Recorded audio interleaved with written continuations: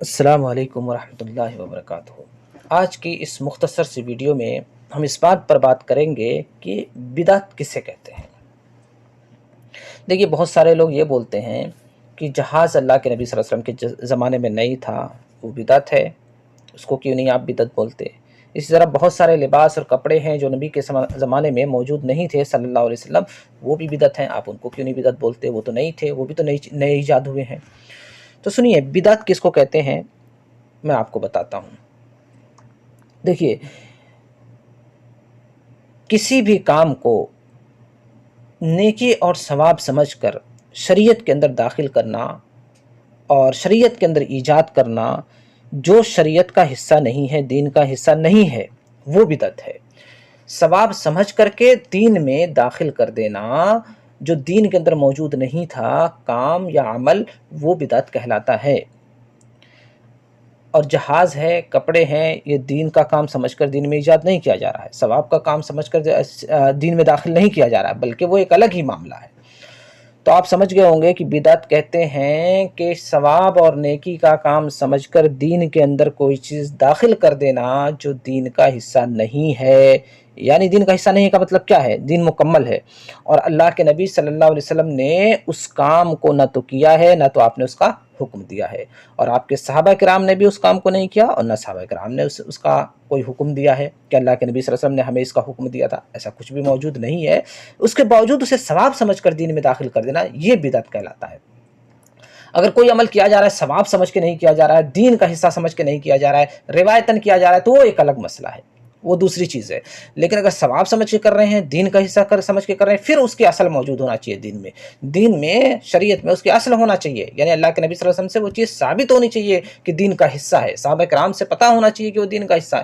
اگر نہیں معلوم ہے، نہیں پتہ چل رہا ہے دین کا حصہ ہے، پھر اسے دین کا حصہ نہیں مانا جا سکتا، اس کی اصل ہی دین میں نہیں ہے، تو پھر کیسے دین کا حصہ اس کو مانا جائے، کیسے ثواب مانا جا سکتا ہے؟ یہ اصل چیز ہے۔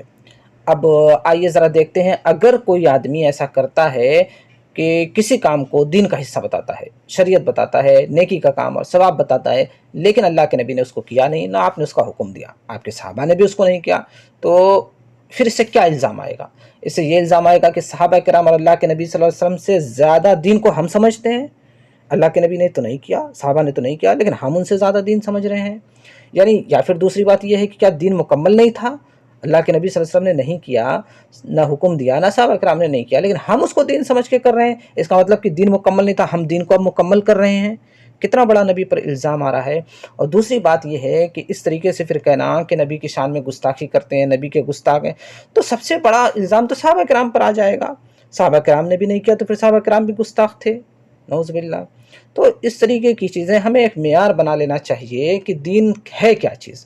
دین اصل میں اللہ کے نبی صلی اللہ علیہ وسلم سے ثابت شدہ چیزیں ہیں، وہی دین ہے، اور جو اللہ کے نبی سے ثابت نہیں ہے وہ دین نہیں ہے۔ اگر ہماری عقل اس کو دین بھی سمجھے، ثواب لگے تو بھی ثواب نہیں ہے۔ دیکھیے، اس کی ایک چھوٹی سی مثال سمجھیے، جیسے آپ عید کی نماز میں جاتے ہیں، اللہ کے نبی صلی اللہ علیہ وسلم عید کی نماز سے پہلے عید کے میدان میں نہ تو پہلے سنت پڑھتے تھے، نہ بعد میں سنت پڑھتے تھے۔ اب کوئی آدمی اگر جائے اور کھڑا ہو کے سنت پڑھنے لگے عیدین کی نماز سے پہلے میدان کے ہی اندر، اور اللہ کے نبی اس کو نہیں کرتے تھے، تو آپ کیا کہیں گے؟ وہ نیکی کا کام کہیں گے؟ ویسے نماز پڑھنا تو نیکی کا کام ہے، لیکن اللہ کے نبی سے ثابت نہیں ہے، اللہ کے نبی صلی اللہ علیہ وسلم اس کام کو کبھی نہیں کرتے تھے۔ یقیناً پھر ہم بھی یہی کہیں گے کہ نیکی کا کام نہیں ہے۔ اگر ہوتا نیکی کا کام تو نبی بھی تو پڑھتے، نبی تو نہیں پڑھے ہیں۔ اور بھی بہت سارے عمل آپ کو ایسے مل جائیں گے، جیسے اللہ کے نبی صلی اللہ علیہ وسلم نے فرمایا ہے کہ مسح جو ہے وضو پر کرنا ہے، اور اوپر مسح کرنا، نیچے نہیں کرنا۔ اب کوئی کہے کہ بھائی میری عقل تو کہتی ہے کہ گندگی جب لگے گی موزے میں تو نیچے لگے گی، تو میں مسح نیچے کروں گا، اوپر کیوں کروں گا؟ لیکن اللہ کے نبی نے کہاں کیا ہے؟ اوپر کیا ہے۔ تو آپ کیا بولیں گے کہ میں نیچے کروں گا اس لیے کہ مجھے نیچے لگ رہی ہے، مجھے تو یہی شریعت لگتی ہے کہ نیچے کرنا چاہیے، اللہ کے نبی نے غلطی کر دیا ہوگا، نعوذ باللہ۔ تو یہ سب باتیں کہنا یہ درست نہیں ہے۔ دین مکمل ہو چکا، نبی نے جو کیا وہ ثواب اور نیکی، اور جو چیز نبی نے نہیں کیا وہ نیکی اور ثواب کا کام نہیں ہو سکتا ہے۔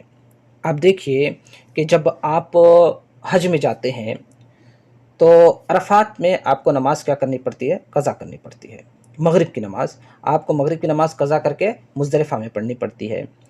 اللہ کے نبی نے ایسا کیا ہے. لیکن اگر کوئی ایک ہی وقت عرفات سے مزدلفہ چلا جاتا ہے، کوئی یہ بولے کہ میں مغرب کی نماز پڑھ کے مزدلفہ جاؤں گا اس لیے کہ نماز کا بالکل ٹائم ہو گیا، اگر مزدلفہ کے لیے جاتا ہوں عرفات سے تو مغرب کی نماز قضا ہو جائے گی، میں مغرب کی نماز پڑھ لیتا ہوں، 2-3 منٹ 4 منٹ لگیں گے اور اس کے بعد مزدلفہ چلا جاؤں گا، نماز بھی مطلب ادا ہو جائے گی، وقت پر ہو جائے گی، قضا نہیں ہوگی. تو کیا یہ ثواب کا کام ہے؟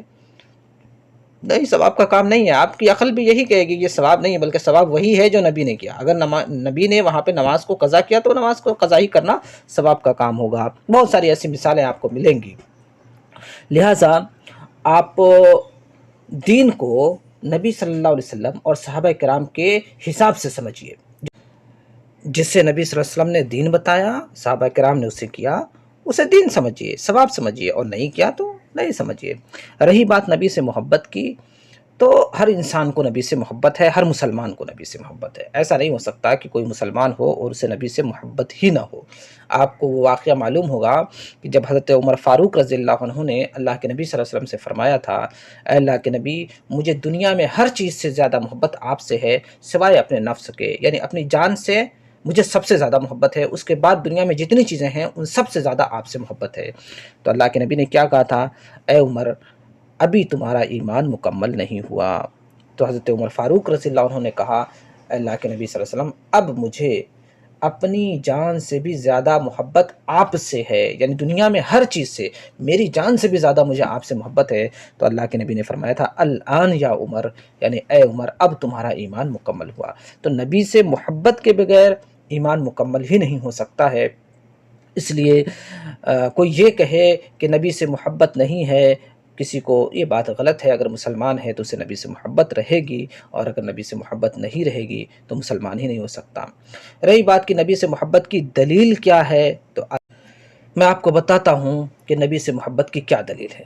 دیکھیے، جسے نبی سے محبت رہے گی وہ نبی کے احکام پر عمل کرے گا. نبی صلی اللہ علیہ وسلم نے جس کام کو کرنے کا حکم دیا اسے کرے گا، اور جس سے روکا ہے اس سے رک جائے گا. یہی نبی سے محبت کی دلیل ہے. اسی وجہ سے کہا جاتا ہے کہ ان المحب لمن یحب مطیع، کہ جسے جس آدمی سے، جس انسان سے محبت ہوتی ہے وہ اس کی اطاعت کرتا ہے، اس کی بات کو مانتا ہے. اگر ہمیں نبی سے محبت ہے تو ہم ان کی باتوں کو مانیں گے. ان چیزوں کو ماننا جو دین میں نہیں ہے، نبی نے نہیں کیا، نبی نے حکم نہیں دیا، اگر کوئی انسان اس کو نہیں کرتا تو یہ کہنا کہ اسے محبت نہیں ہے، یہ غلط ہے. اللہ رب العالمین ہدایت دے ہمیں.